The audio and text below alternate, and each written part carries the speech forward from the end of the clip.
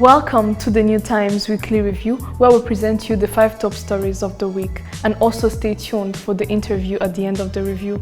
I am Elisa Jade Natasha and my colleague Joanne Babazi.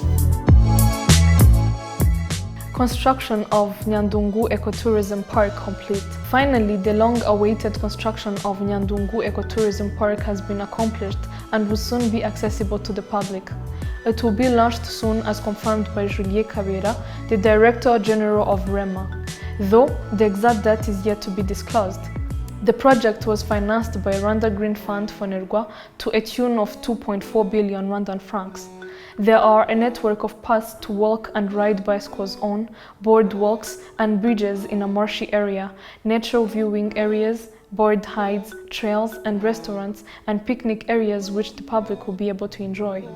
The park will also be connected to Wi-Fi and CCTV to ensure the security of visitors. Environmentalists too are happy and say that it will help conserve the environment, especially for a rapidly growing city of Kigali. Budera district steps up campaign against illegal alcohol. District officials in Budera say that the illegal activities in the border communities has led to at least 10 deaths in less than 1 year. Budera district in the northern province has therefore embarked on a campaign against abuse and smuggling of illegal brew in a bid to end growing criminality. According to Marie Chantal Uwanyirijira, the mayor of Budera district, an assessment of illegal alcohol abuse and smuggling over the last 6 months show that the district has a problem which needs an urgent solution. At least 97 cases of assault have been reported as a result of abuse of illegal alcohol. World Humanitarian Day. Rwandans urged to help vulnerable people. On Thursday, August 19, Rwanda joined the rest of the world to mark World Humanitarian Day, a day dedicated to honoring the sacrifices of all those who choose to serve humanity against all odds. According to the United Nations, this year's theme is devoted to dealing with the climate crisis, the biggest health threat facing humanity as the world witnesses record-breaking heat waves, catastrophic storms, and changing weather patterns. Jean-Claude Dusabimana, the Executive Director of Nature Rwanda, a non-government organization dedicated to conservation of the biodiversity and ecosystems and deals with issues that threaten the coexistence of humans and nature in Rwanda, said that climate change mostly affects vulnerable people because they are poor. And he called on all civil society organizations to help in capacity building so that the poor can keep hope to live. Rwanda to use artificial intelligence in disaster management. The government of Rwanda will soon scale up artificial intelligence technology aimed to strengthen disaster prevention and early warning, readiness and efficient response to disasters. Rwanda faces natural disasters such as floods, landslides, hailstorms, lightning, droughts and wind among others, which claim lives of people and affect the national economy in general. An artificial intelligence-based chatbot used through an application called Line has been developed to enable immediate rapid reactions before, during and after disasters in East Africa, including Rwanda, under the support of UNESCO and Japanese experts, according to officials. Spectators to be allowed inside Kigali Arena for Afrobasket finals. The Rwanda Basketball Federation has announced that the spectators will be allowed into the Kigali Arena to watch games of the African Basketball Championship happening on Tuesday next week. The Continental Focus, taking place in Rwanda for a historic first time, runs from August 24th through September 5th. According to a statement released on Wednesday, fans will need to present proof of vaccination, at least 1 dose, and a negative COVID-19 test before accessing the arena. Tickets will go for 15,000, 10,000 and 7,000 Rwandan francs. These prices are for daily scheduled games and include the cost of a COVID-19 rapid test. Inez has more on this story. Thank you, ladies. Welcome to the second part of the weekly review. Today we are talking about basketball. I am Ines Rutesire Umurerwa. Our guest today is the Vice President of Rwanda and the FIBA Afrobasket 2021, Richard Nyirishema. Welcome, Mr. Richard. How are you? Thank you. I'm fine. The FIBA Afrobasket 2021 is here.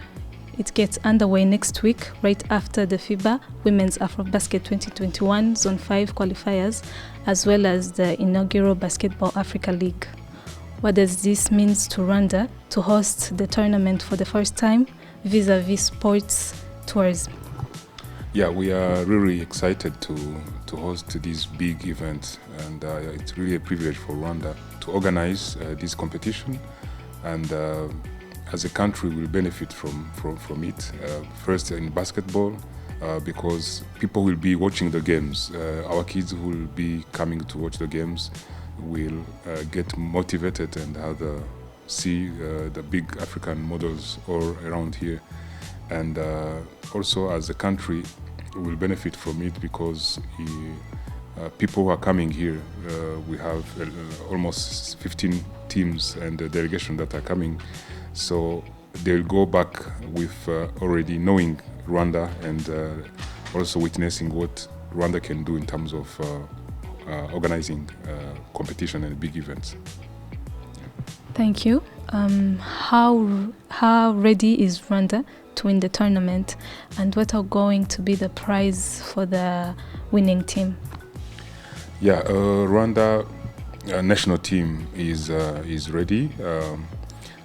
Up to now, I mean, it's almost two months that they've been preparing. All the players are safe, are fine, no injuries, no big injuries.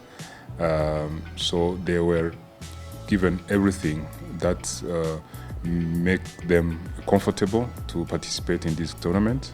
In terms of objectives, of course, is to go as far as possible, but we all know that we have big names in basketball in Africa.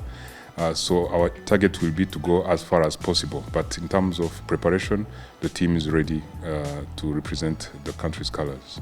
And in terms of winning prize, as you said, in Afrobasket, there is no, envelope or money for the winners, but we do have trophies and medals for the first three teams.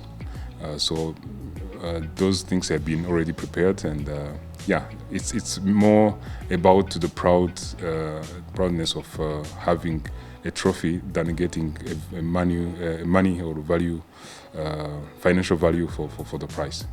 Yeah. Fans are returning to the stadium. What does this mean to Rwandans and also the tournament? Yeah, we are very, honored to be one of the sport that have been allowed to have fans in the stadium after the COVID. Of course, Rwandese are excited to come again into this beautiful Kigali Arena. We have been preparing, we've been hosting game competitions, but without fans in bars or in women's Afrobasket, or at least we had a very limited number of people. But now that they can come, it's a big sign that we are recovering from the consequences of COVID.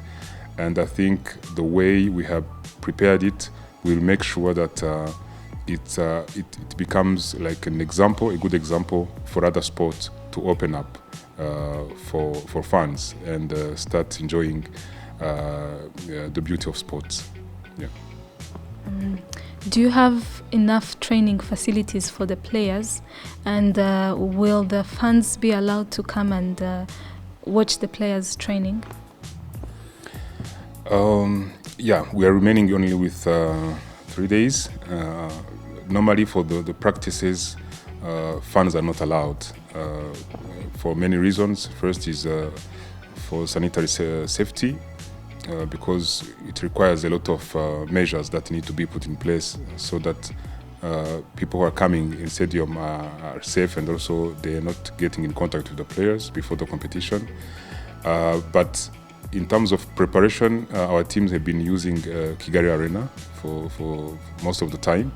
But the issue of facilities for the practice remains there, because the teams that we do have in Afrobasket are many. So we have 16 teams, so they need to practice at least twice a day before the competition and once per competition. We will be using Petit Stade, and we will also be using Green Hills gym for the practices, and we reserve Kigali Arena for the competition. So those are the ones that will be, using for both the competition and for the practices. Update on the upcoming tournaments. Which tournaments are left? On the competition that are pending or are coming, of course, on our local level, we have to resume the National League, BK National League, and we are planning to resume just after the Afrobasket in September. And we do have also the playoffs. That is the ending tournament of the best 4 teams. So this competition is planned to end by October. We do have also Women's Champions Club. Our women last year champion, which is the Hoops, will represent Rwanda in qualifiers, Zone 5 qualifiers. That is planned to be end of October and early November. We do also have the qualifiers for BAL 2021 will start in October. The details will come later, but we know that it will start this October and to end next year. So these are the main competitions that we do have remaining for this before 2021 ends. Yeah. Lastly, do you have any other important visitors aside from those ones who are coming? Yeah, we'll be having all the big names in world basketball, especially the FIBA authorities. We do have the president of FIBA World, and we do have also the Secretary General. We'll also have the FIBA Africa authorities with different, different responsibilities. So we do have a quite big number of guests that we will be happy to host in this Afrobasket. Thank you very much. We wish you good luck in the tournament. Thank you too. Thank you for watching. For such stories and more, please subscribe to our YouTube channel, Other New Times Rwanda. You can also check our website, Other New Times. I am Joanne Babazi. And I am Elisa Jade Natasha. Have a lovely week ahead.